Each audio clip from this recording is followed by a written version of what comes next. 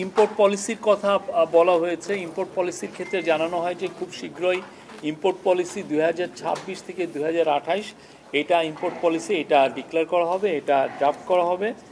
আর ভিসার বিষয়টা এসছে, ভিসার বিষয়ে চিফ অ্যাডভাইজার জোর দিয়ে বলেছেন যে আমরা ভিসা বিষয়টা যেহেতু কিছু কিছু জায়গায় জটিলতা হচ্ছে এবং এই জটিলতা মূলত পূর্বের গভর্নমেন্টের সময় থেকেই, তো সেই জটিলতার জন্য উনি এক্সট্রা এফার্ট দিতে বলেছেন ফরেন মিনিস্ট্রিকে।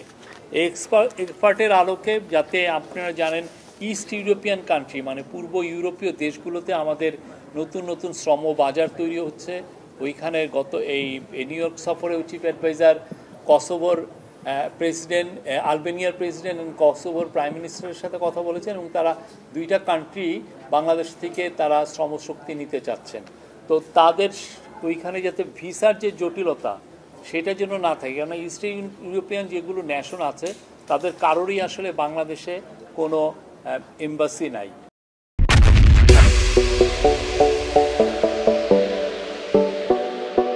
তো অনেকের ক্ষেত্রে যেটা হয় যে আমাদের বাংলাদেশিদেরকে নিউ দিল্লিতে যে তার ভিসার জন্য অ্যাপ্লাই করতে হয়, তো সেই বিষয়টা বারবার এসছে যে কীভাবে আমরা ভিসা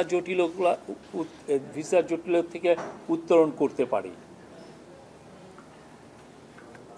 আর এই বিষয়ে উনি জোর দিয়েছেন এবং এই বিষয়ে ফরেন মিনিস্ট্রি এই বিষয়ে কাজ করছে এবং আরও সামনে আরও এটা নিয়ে আরও সমন্বিত উদ্যোগ নেবেন। এডিবির সাথে ক্যাপাসিটি, এডিবি এবং ওয়ার্ল্ড ব্যাংকের সাথে আমাদের ক্যাপাসিটি বিল্ডিংয়ের কথাবার্তা বলা হয়েছে। আপনারা জানেন যে আমরা অনেকগুলো দেশের সাথে ফ্রি ট্রেড এগ্রিমেন্টের কথা বলছি। জাপানের সাথে আমাদের কথা হচ্ছে, সাউথ কোরিয়ার সাথে কথা হচ্ছে, সিঙ্গাপুরের সাথে কথা হচ্ছে, ইউনাইটেড আরব আমিরাতের সাথে কথা হচ্ছে, অনেকগুলো দেশের সাথে আমাদের এই আলোচনাগুলো হচ্ছে, মালয়েশিয়ার সাথে হচ্ছে।